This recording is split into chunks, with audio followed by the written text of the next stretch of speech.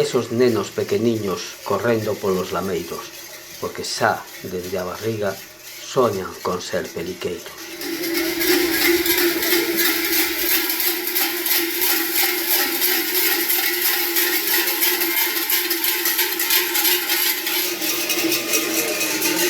Nun recuncho de Galicia enmarcado pola serra do Invernadoiro, na pequena aldea de Campobecerros, a chegada do Entroido non é só unha festa, é un retorno ás raíces. Cada inverno, cando os ventos soplan polos vales e as noites son máis longas, os peliqueiros prepáranse para cumprir un rito que se transmite de xeración en xeración.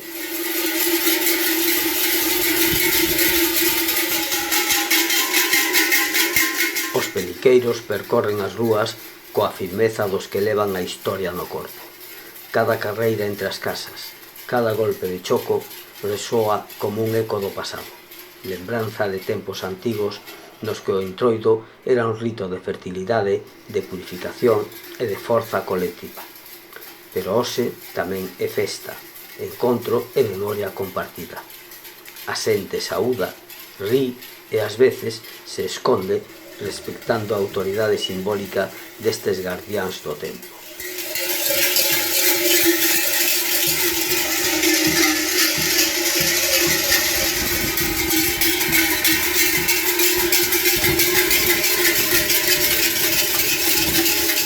Ser peliqueiro non é simplemente vestir un traxe, é asumir un compromiso coa tradición, coa comunidade e coa identidade propia. É sentir o peso da historia nos ombreiros, a responsabilidade de manter vivo un fío que conecta o presente co pasado e de transmitir aos máis novos un legado que non se aprende nos libros, senón nas rúas.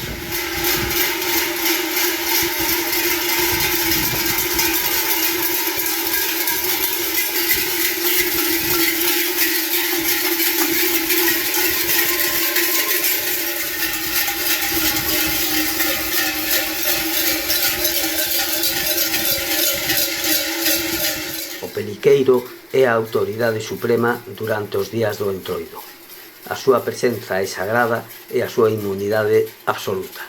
Ninguén pode tocarlle, mancarlle ou faltarlle ao respecto baixo pena do ostracismo social ou represalia física inmediata por parte da comunidade.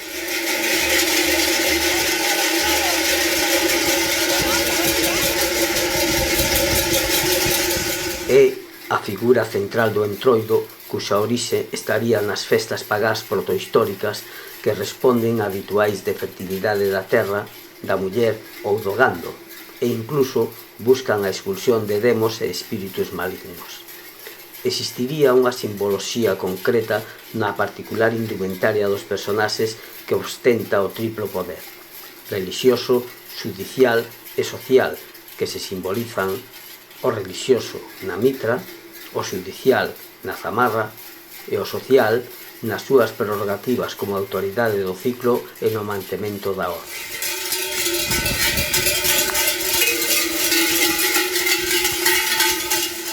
O traxe do peliqueiro é unha conxunción de simbolismo, artesanía e identidade cultural e segue un patrón tradicional que se mantén case inalterado ao longo dos séculos.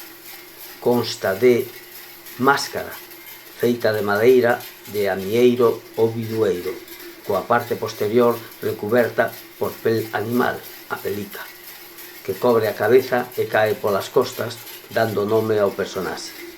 Sobre a máscara leva unha mitra pintada con motivos animais ou vegetais e pendóns de cores nos laterais. Camisa branca, con gravata vermella ou dun ton vivo visible baixo a chaqueta.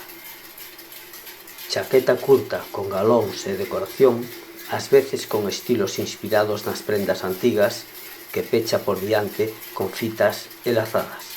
Por atrás, cuberto cun pano de cabeza que, en moitos casos, é agasallo da noiva do peliqueiro. Calzón artesanal, curto e decorado con pondóns, confeccionado en liño e con detalles tradicionais. Medias brancas, nalgúns casos vermellas, con ligas baixo os eonllos e zapatos negros. Na cintura, dúas faixas e enriba delas un cinto con 6 chocos que ao correr fan un ruído estrondoso. Na man levan unha zamarra, báculo e símbolo da autoridade co que se abre camiño, saúda e castiga.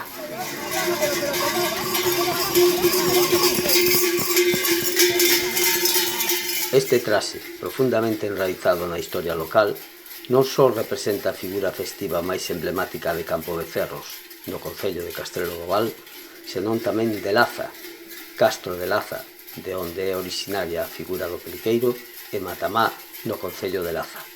E garda moitas similitudes co viciño Cigarrón de Verín, co cal só se diferencian por pequenos detalles no traxe e pola forma de actuar.